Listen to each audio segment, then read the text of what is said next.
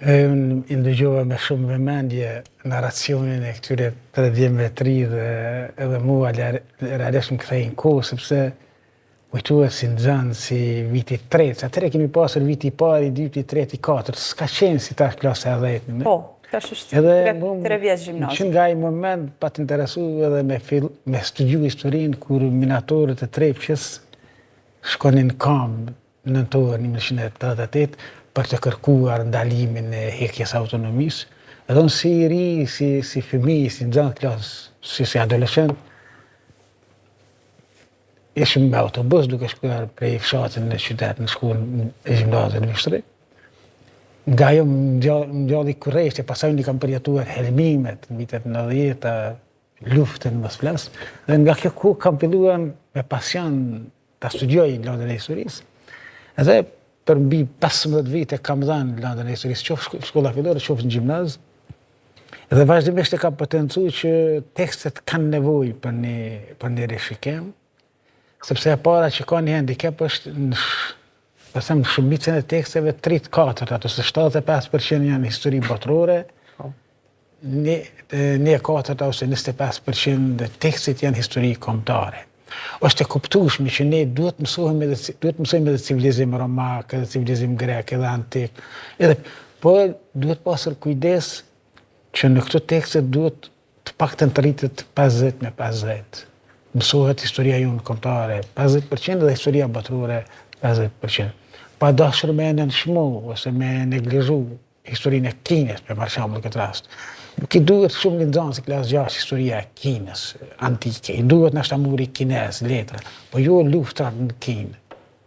Nuk i duhet nështë shumë edhe luftrat. Thoni që detajet të tilla, ose kthema që brapa më shumë u takon atyre që janë të interesuar në historinë, se sa fëmijëve të vegjël. Fëmijëve të vegjël. E dyta, ndoshta më shumë kjo periudha e re, sidomos lufta shqiptare të Kosovës, unë mendoj që këto tekste, kur të hartohen më shumë, unë po flasë si intelektual, si historian, më mirë do të ishte me i botu Instituti i Historisë, ose Akademia Shkenca, ose Departamenti Historisë, edhe me pas një qëndrim zyrtar, sepse ende kemi të dhëna statistikore ndryshme për një libri, në një libër, Albasi, për shembull, autori Albasi, një statistik tjetër, autori i Dugagjinit një statistik tjetër, i Peki një statistik tjetër.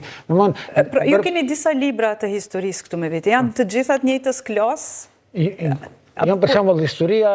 Janë botimet shtëpive të ndryshme? Historia klasës 9, janë 2 botime, unë i mora rastisht i gjeta, për shembull historia klasës 9, nga libri Magjia dhe nga libri Albas. Po, dhe e njëjta klasë, historia vjen nga 2 shtëpi botuse.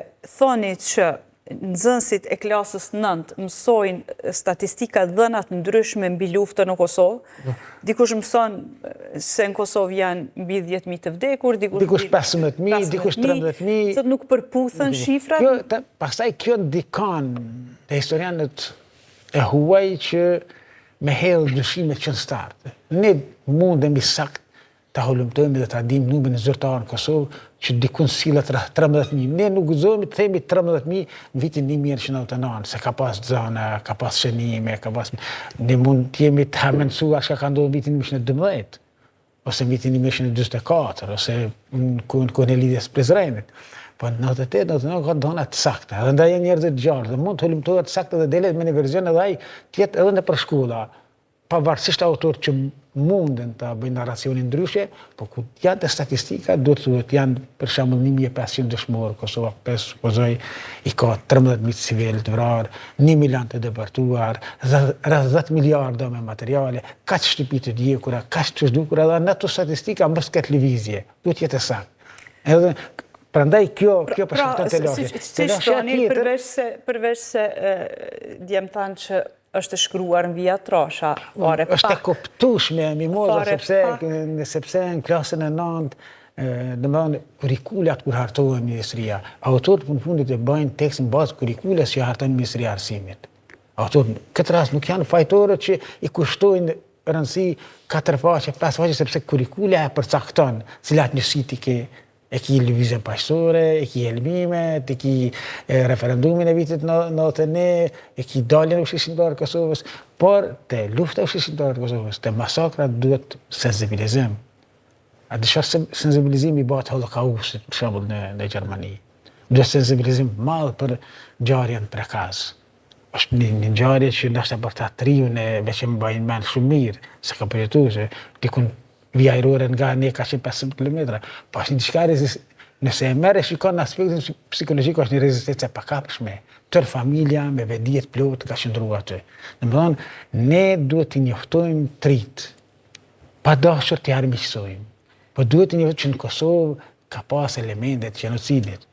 Dhe tash në Kosovë po ndodhi që unë kam vjerë statistikat për mas, nuk mundem me ditë, më shumë ka dënuar ushtarë të shqiptarët të Kosovës se sa kriminal serb.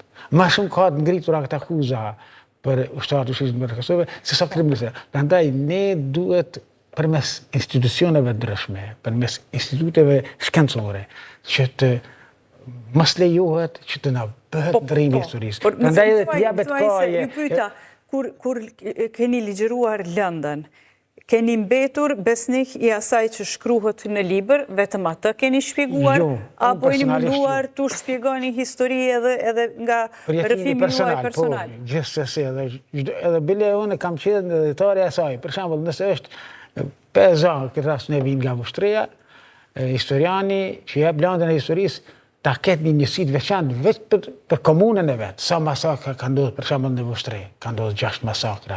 Ti dërgoj nxënësit me vizituar, për shembull secila komunë përveç që ka historinë kombëtare ose të Kosovës, për masakrat në nivel Kosovës, ta ketë edhe secila komunë, secili nxënës njoftohet sepse fundit ne duhet të jemi real, duhet ta njohim nga afërta. Po, e qartë, duhet ta njohim nga afërta. Megjithatë këta pra janë vetëm brezi i parë pas